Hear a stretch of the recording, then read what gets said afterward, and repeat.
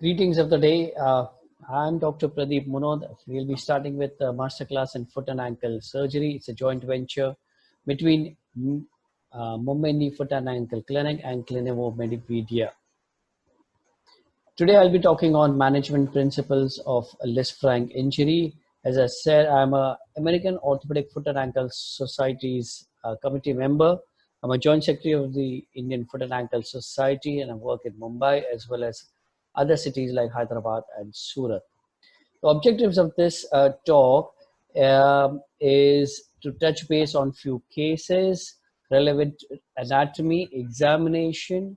We'll go through the radiographs and the signs and which particular signs we are looking at to get a good diagnosis of the Lifranc injuries, surgical principles and how to treat them, and finally we conclude the talk.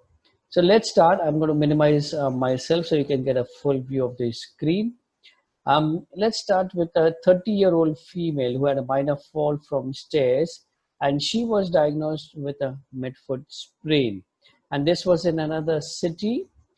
Then she came back from that city to Mumbai, and she was seen by another senior orthopedic surgeon who was diagnosed as a fracture base of the fifth metatarsal, and she was treated in cast for 6 weeks.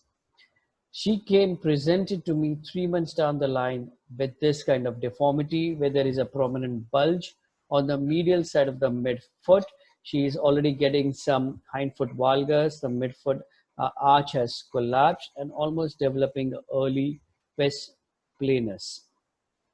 This is the 3 months X-ray, which shows there is an increased gap between the base of the first and the second metatarsal, and typically now we know this is a Lifranc injury.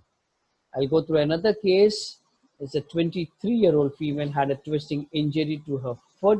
She was basically an orthopedic nurse from the surgical staff. She had a twisting injury to the foot. She was seen in A&E, diagnosed as a midfoot sprain, and put in a back slab. She was a few days later reviewed by the orthopedic registrar, and she was diagnosed as sprain.